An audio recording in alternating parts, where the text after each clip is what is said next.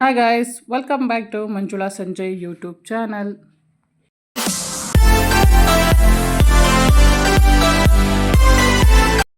ಇದು ನನ್ನ ಗುರುವಾರದ ವ್ಲಾಗು. ಗುರುವಾರ ಬೆಳಗ್ಗೆ ಬೇಗ ಎದ್ದು ನೀಟಾಗಿ ಬಾಗಿಲೆಲ್ಲ ತೊಳೆದು ರಂಗೋಲಿ ಬಿಡೋಣ ಅಂತೇಳಿ ಬಿಟ್ಟು ಸ್ವಲ್ಪ ಹೊತ್ತಿಗೆ ಎಲ್ಲ ಪೂರ್ತಿ ಮಳೆ ಸ್ಟಾರ್ಟ್ ಆಯಿತು. ಜೋರಾಗೇನು ಬರಲಿಲ್ಲ, ಬಟ್ ಹನಿ ಅಂತಲೇ ಎಲ್ಲ ಸ್ಟಾರ್ಟ್ ಆಯಿತು.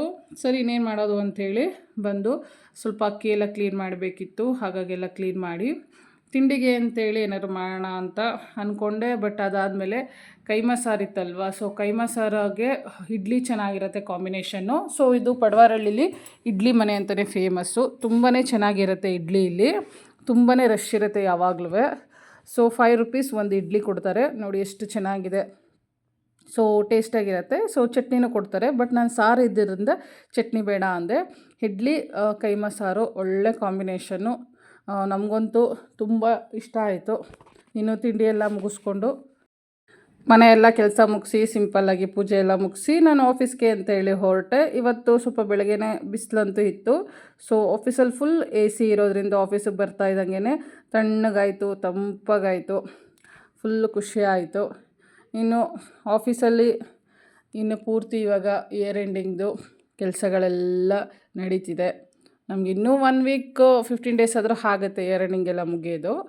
ಇನ್ನು ಅದ್ರ ಜೊತೆಗೆ ಅಲ್ಲೇ ಎಲ್ರಿಗೂ ಒಳ್ಳೆ ಕಾಫಿ ಟೀ ಎಲ್ಲ ತರಿಸಿದ್ರು. ಒಳ್ಳೆ ಬಿಸಿ ಬಿಸಿ ಟೀ ಸಖತ್ತಾಗಿತ್ತು.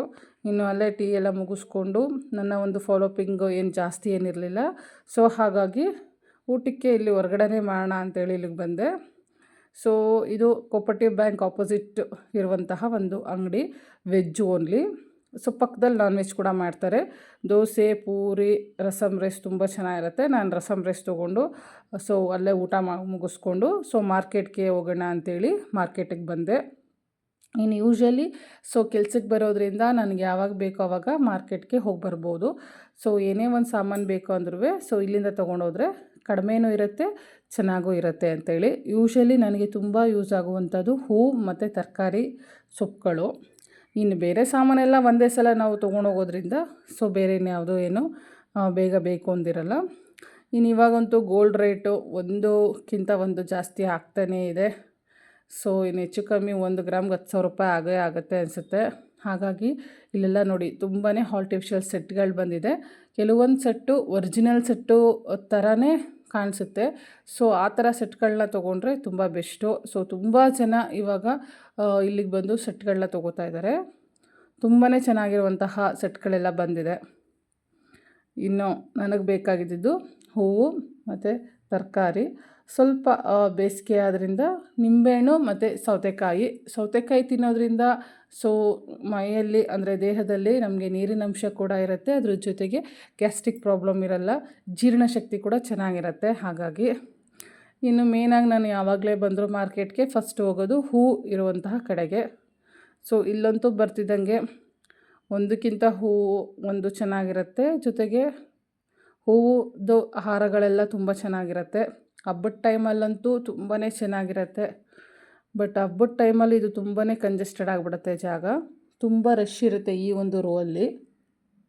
ಬಟ್ ಹೂವಂತೂ ಫ್ರೆಶ್ಶಾಗಿ ಬರ್ತಾನೆ ಇರುತ್ತೆ, ತುಂಬಾ ಚೆನ್ನಾಗಿರುತ್ತೆ. ಒಂದಕ್ಕಿಂತ ಹೂವು ಒಂದು ಚೆನ್ನಾಗಿರುತ್ತೆ. ನೋಡಿ ಮಾಡಿ ತೊಗೊಂಡ್ರೆ ನಮಗಂತೂ ಒಂದು ಸಲ ತೊಗೊಂಡ್ರೆ 1 ವೀಕ್ ಪೂರ್ತಿ ಸೊ ಹೂವಾಗುತ್ತೆ. ಸೊ ದೇವರು ಫೋಟೋ ತುಂಬ ನಾವು ನೀಟಾಗಿ ಹೂ ಮುಡಿಸ್ಬೋದು.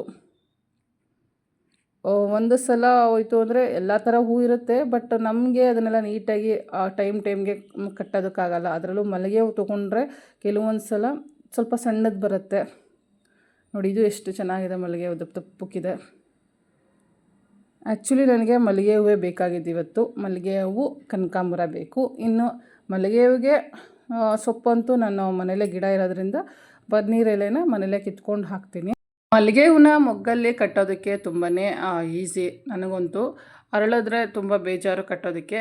ಇನ್ನು ಮರಳೆ ಹೂವನ್ನ ಮೊಗ್ಗಲ್ಲಿ ಕಟ್ಟೋದಕ್ಕೆ ಬೇಜಾರು, ಅರಳದ ಮೇಲೆ ಕಟ್ಟೋದಕ್ಕೆ ಚೆನ್ನಾಗಿರುತ್ತೆ. ಸೊ 2 ಹೂವು ತುಂಬಾ ಇಷ್ಟ. ಜೊತೆಗೆ ಮುಟ್ಕೊಳ್ಳೋದಕ್ಕೂ ಚೆನ್ನಾಗಿರುತ್ತೆ, ದೇವ್ರ ಫೋಟೋಗೂ ತುಂಬಾ ಚೆನ್ನಾಗಿರುತ್ತೆ. ಸೊ ನನಗೆ ಇವತ್ತು ಬಿಡಿ ಹೂವೇ ಬೇಕಿತ್ತು. ಯಾಕೆಂದರೆ ನಾಳೆ ನಮ್ಮ ಮಾವನವ್ರದ್ದು ವರ್ಷದ ತಿಥಿ ಇತ್ತು. ಸೊ ಹಾಗಾಗಿ ನಾನು ಬಿಡಿ ಹೂ ತೊಗೊಳೋದಕ್ಕೆ ಅಂತಲೇ ಮಾರ್ಕೆಟಿಗೆ ಬಂದಿದ್ದು. ಒಂದೊಂದು ಕಡೆ ಹೂ ತುಂಬ ಚೆನ್ನಾಗಿರುತ್ತೆ, ಬಟ್ ಅಲ್ಲಿ ನಾವು ಕೇಳಿದಷ್ಟು ಕೊಡಲ್ಲ. ಸುಮ್ಮನೆ 1/4 kg ಅರ್ಧ kg ತೊಗೊಂಡು ವೇಸ್ಟು. ಸೊ ಅದು ಬೇಗ ಕಟ್ಟೋದಕ್ಕೂ ಆಗಲ್ಲ, ಜೊತೆಗೆ ಅದು ಹೆಚ್ಚು ಫ್ರಿಜ್ಜಲ್ಲಿಟ್ಟರೆ ಹಾಳಾಗತ್ತೆ.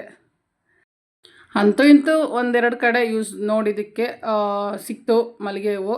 ಸೊ ಇನ್ನು ಮಲ್ಲಿಗೆ ಹೂವು ಸಿಕ್ತು, ಕನಕಾಂಬರ ಹೂವು ತೊಗೊಂಡು ಇನ್ನು ಹೊರಡೋಣ ಅಂಥೇಳಿ ಹೊರಟೆ. ಇದು ಅಲ್ಲೇ ಬರಬೇಕಾದ್ರೆ ಹೊಸ ಅಂಗಡಿ ಡ್ಯಾಸಲ್ಸು. ಡ್ರೆಸ್ಗಳಂತೂ ತುಂಬಾ ಚೆನ್ನಾಗಿದೆ ಹೊಸ್ದಾಗಿ.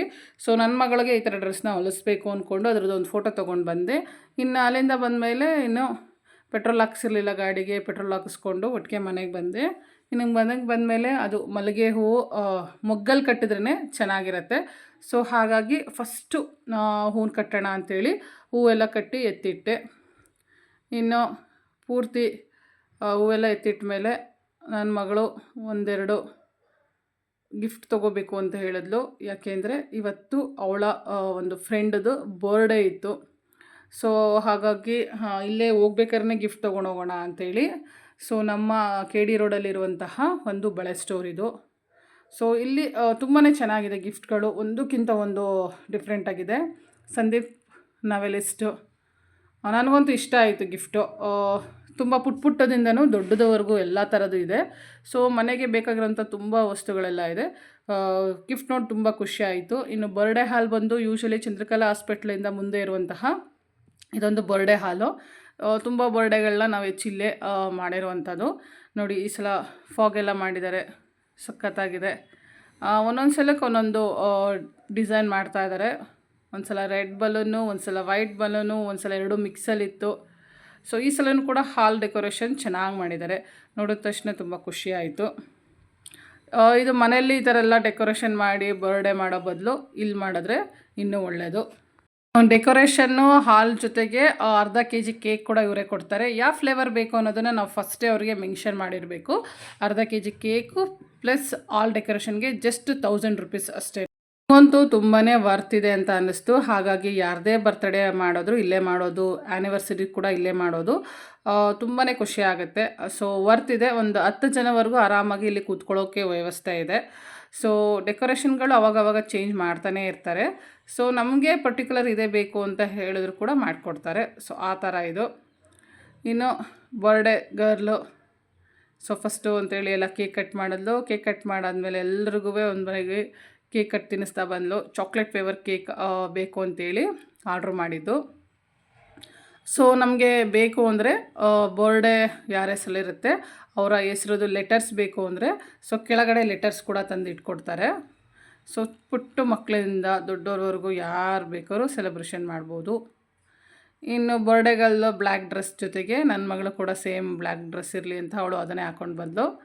ಇನ್ನು ಅವಳೇನು ನಾವು ಬರಬೇಕಾದ್ರೆ ಗಿಫ್ಟ್ ತೊಗೊಂಡು ಬಂದಿದ್ವಿ. ಸೊ ಆ ಗಿಫ್ಟನ್ನ ಕೊಟ್ಟಳು. ಸೊ ಫಸ್ಟು ಗೆಸ್ ಮಾಡು ಅಂತ ಹೇಳಿದ್ಲು. ಸೊ ಗೆಸ್ ಮಾಡೋಕ್ಕಾಗಲಿಲ್ಲ. ಸೊ ತುಂಬ ಪುಟ್ಟದಿತ್ತಲ್ವ ಪ್ಯಾಕು, ಹಾಗಾಗಿ ಸರಿ ಓಪನ್ ಮಾಡು ಅಂತ ಹೇಳಿದ್ವಿ. ಅವ್ರ ಕೆಳನೆ ಚೆನ್ನಾಗಿ ಪ್ಲಾಸ್ಟರ್ ಹಾಕಿ ಕೊಟ್ಟಿದ್ದಾರೆ. ಎಲ್ಲರೂ ಕ್ಯೂರಿಯಾಸಿಟಿಯಿಂದ ಅದನ್ನೇ ನೋಡ್ತಾಯಿದ್ರು ಏನು ಅಂತೇಳಿ. ಅವಳ ಕೆಲಂತೂ ಓಪನ್ ಮಾಡೋಕ್ಕಾಗಲಿಲ್ಲ. ಅದಕ್ಕೆ ಅವ್ರ ಅಮ್ಮನೇ ಬಂದು ಫುಲ್ ಓಪನ್ ಮಾಡ್ತೀನಿ ಅಂತೇಳಿ ಮಾಡ್ತಾಯಿದ್ದಾರೆ. ಇದ್ರ ಜೊತೆಗೆ ಸೊ ನಮಗೆ ಬೇಕಾಗಿರುವಂತಹ ಸಾಂಗ್ಸ್ಗಳನ್ನ ಹಾಕೋಬೋದು. ಸೊ ದೊಡ್ಡದಾಗಿ ಪರ್ದೆ ಇದೆ. ಸೊ ಯಾವ ಸಾಂಗ್ ಬೇಕೋ ಆ ಸಾಂಗ್ನ ನಾವಲ್ಲಿ ಪ್ಲೇ ಮಾಡ್ಬೋದು. ಅದು ಕೂಡ ತುಂಬಾ ಖುಷಿ ವಿಷಯ. 1.5 hour ಈ ಒಂದು ಹಾಲ್ ಇರುತ್ತೆ. ಸೊ ಗಿಫ್ಟ್ ಓಪನ್ ಮಾಡಿದ್ರು. ಗಿಫ್ಟ್ ಒಂದು ಬ್ಯಾಂಗಲ್ಲು, ಸಿಂಗಲ್ ಬ್ಯಾಂಗಲ್ಲು. ಸೊ ಡ್ರೆಸ್ಗೆ ಮ್ಯಾಚ್ ಆಗುವಂಥದ್ದು. ಸೊ ಎಲ್ಲ ಡ್ರೆಸ್ಗೂ ಮ್ಯಾಚ್ ಆಗುತ್ತೆ ಈ ಥರ ಸಿಂಗಲ್ ಬಳೆ. ಸೊ ಎಲ್ಲರೂ ಖುಷಿಪಟ್ಟರು. ಅದಾದಮೇಲೆ ಇನ್ನು ಫೋಟೋ ಸೆಕ್ಷನ್ ಸ್ಟಾರ್ಟ್ ಮಾಡಿದ್ರು. ಒಬ್ರಿಗಿಂತ ಒಬ್ಬರು ನಾನು ಅಂತೇಳಿ. ಇನ್ನು 3 ಜನನು ಇವರು ಶಾರ್ಟ್ ಫ್ರಾಕ್ ಹಾಕ್ಕೊಂಡಿದ್ರು. ಫಸ್ಟ್ ಇವ್ರು ಫೋಟೋಶೂಟ್ಗಳನ್ನ ಸ್ಟಾರ್ಟ್ ಆಯಿತು. ಸುಮಾರು ಒಂದು 50 ಫೋಟೋಕ್ಕಿಂತ ಹೆಚ್ಚಾಗಿ ತೆಗೆಸ್ಕೊಂಡ್ರು ಎಲ್ಲರೂ ನಾನು ಅಂತೇಳಿ. ಅದಾದಮೇಲೆ ಒಬ್ರಿಗಿಂತ ಒಬ್ಬರು ಫನ್ನಿ ಫೋಟೋಸ್ ಶೂಟ್ ಅಂತೇಳಿ ಅಲ್ಲಿದ್ದೆಲ್ಲ ತೊಗೊಂಡು ಗಿಫ್ಟ್ ಕೊಡೋ ಹಾಗೆ ಸುಮಾರು ವೀಡಿಯೋಸ್ಗಳನ್ನ ತೊಗೊಂಡ್ರು, ಫೋಟೋಸ್ಗಳನ್ನ ತೊಗೊಂಡು. ಅದಾದಮೇಲೆ ಇನ್ನು ಅಲ್ಲೇ ಮ್ಯೂಸಿಕ್ಕು ನಮ್ಗೆ ಯಾವ ಬೇಕು ಸಾಂಗು ಅದನ್ನು ಪ್ಲೇ ಮಾಡ್ಬೋದಿತ್ತು. ಸೊ ಅವ್ರು ಯಾವ್ಯಾವ ಸಾಂಗ್ ಬೇಕೋ, ಯಾವ್ಯಾವುದು ರಿಲಿಕ್ಸ್ದು ಬೇಕು. ಸೊ ನಂದು ಒಂದು 5 ರಿಂದ 10 ಸಾಂಗ್ವರೆಗೂ ಎಲ್ಲರೂ ಡ್ಯಾನ್ಸ್ ಮಾಡ್ತಾಯಿದ್ರು. ಒಂದು ಸಾಂಗಲ್ಲಿ ಪೂರ್ತಿ ಸಾಂಗ್‌ನ ಏನು ಅವರು ಆಗ್ತಿರ್ಲಿಲ್ಲ. ಅವ್ರಿಗೆ ಯಾವ ಒಂದು ಸ್ಟೆಪ್ ಮಾಡೋದಕ್ಕೆ ಇಷ್ಟ ಆಗ್ತಿತ್ತು, ಆ ಒಂದು ರಿಲೀಕ್ಸ್ ಮಾತ್ರ ಹಾಕೊಂಡು ಡ್ಯಾನ್ಸ್ ಮಾಡ್ತಾಯಿದ್ರು. ಸೊ ಎಲ್ಲರೂ ಒಂದು ಅರ್ಧ ಗಂಟೆ ಆದ್ರೂ ಡ್ಯಾನ್ಸ್ ಮಾಡಿದ್ರು. ಎಲ್ಲರೂ ತುಂಬಾ ಖುಷಿಪಟ್ಟರು. ನಮಗೂ ಕೂಡ ಖುಷಿ ಆಯಿತು. ಸೊ ಮಕ್ಕಳ ಬರ್ಡೇಗಳು ಹೊರ್ಗಡೆ ಮಾಡೋದಕ್ಕಿಂತ ಅಂದರೆ ಹಾಲ್ ಬುಕ್ ಮಾಡಿ ಅಲ್ಲಿ ಬರ್ಡೇ ಸೆಲೆಬ್ರೇಷನ್ ಮಾಡೋ ಬದಲು ಸೊ ಇಲ್ಲಿ ಸಿಂಪಲ್ಲಾಗಿ ಫ್ಯಾಮಿಲಿ ಮೆಂಬರ್ಸ್ ಎಲ್ಲ ಬಂದು ಕೇಕ್ ಕಟ್ ಮಾಡಿಕೊಂಡು ಅದಾದಮೇಲೆ ಮನೇಲೇ ಬೇಕಾದ್ರೆ ಸಿಂಪಲ್ಲಾಗಿ ಒಂದು ಊಟ ಅರೇಂಜ್ಮೆಂಟ್ ಮಾಡಿಕೊಂಡ್ರು ಚೆನ್ನಾಗಿರುತ್ತೆ. ಯೂಶ್ವಲಿ ನಾವು ಇಲ್ಲಿ ಬರ್ಡೇ ಸೆಲೆಬ್ರೇಷನ್ ಮಾಡಿದ್ರೆ ಕಬಾನಾಗೆ ಹೋಗೋಕ್ಕಾದರೆ ಕಬಾನ ಹೋಗ್ತೀವಿ, ಇಲ್ಲಾಂದರೆ ಸೊ ಬಂಬು ಬಿರಿಯಾನಿ ಇದೆ, ಹತ್ತಿರದಲ್ಲೇ ಬಂಬು ಬಿರಿಯಾನಿ ಇದೆ. ಸೊ ಬಂಬು ಬಿರಿಯಾನಿಗೆ ಹೋಗ್ಬೋದು, ಅಲ್ಲಿ ಎಲ್ಲ ವೆರೈಟೀಸ್ ಊಟ ತಿಂಡಿಗಳೆಲ್ಲ ಸಿಗುತ್ತೆ ಅಂಥೇಳಿ. ಇವರಂತೂ ಟೈಮಿಂಗ್ಸೇ ನೋಡ್ತಾ ಇಲ್ಲ, ಟೈಮ್ ಆದ್ರಾಗಲಿ ಅಂಥೇಳಿ ಹಾಲಂತೂ ಬಿಟ್ಟು ಬರೋದಕ್ಕೆ ಯಾರಿಗೂ ಮನಸ್ಸಿಲ್ಲ. ಒಂದಕ್ಕಿಂತ ಒಂದು ಸಾಂಗ್ಗಳನ್ನ ಹಾಕ್ಕೊಂಡು ಡ್ಯಾನ್ಸ್ ಮಾಡ್ತಾನೇ ಇದ್ದಾರೆ. ಸೊ ನಮಗೂ ಹೇಳಿ ಹೇಳಿ ಸಾಕಾಯಿತು. ಸೊ ಯಾರೂ ಸ್ಟಾಪ್ ಮಾಡ್ತಿರ್ಲಿಲ್ಲ. ಇನ್ನು ಟೈಮ್ ಆಯಿತು ಅಂದರೆ ಅವರೇ ಬಂದು ಕಳಿಸ್ತಾರೆ ಮಾಡಲಿ ಅಂದ್ಬಿಟ್ಟು ನಾವು ಸುಮ್ಮನಾದ್ವಿ. ಇನ್ನೆಲ್ಲರೂ ಖುಷಿಯಿಂದ ಡ್ಯಾನ್ಸ್ ಮಾಡಿದ್ರು. ಇನ್ನು ಟೈಮಿಂಗ್ಸ್ ಓವರ್ ಆಯಿತು ಅಂತೇಳಿ ಅಲ್ಲಿಂದ ಎಲ್ಲರೂ ಹೊರಟ್ವಿ. ಇನ್ನು ಊಟಕ್ಕೆ ಅಂತೇಳಿ ಅಲ್ಲೇ ನಿಯರೆಸ್ಟು ಇದು ಬಂಬು ಬಿರಿಯಾನಿ, ಇದು water tank circle, Vijayanagara second stage water tank ಏನು ಬರುತ್ತೆ ಅದ್ರ ಕೆಳಗಡೆ ಬರುವಂಥದ್ದು ಒಂದು.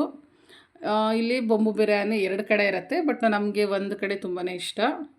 ಇನ್ನು ಅದನ್ನು ಬಿಟ್ಟು ಬೇರೆ ಬೇರೆ ವೆರೈಟೀಸು ವೆಜ್ ಕೂಡ ಸಿಗುತ್ತೆ. 99 ವೆರೈಟಿ ದೋಸೆ ತುಂಬಾ ಇಷ್ಟಪಟ್ಟು ತಿನ್ನುವಂಥದ್ದು.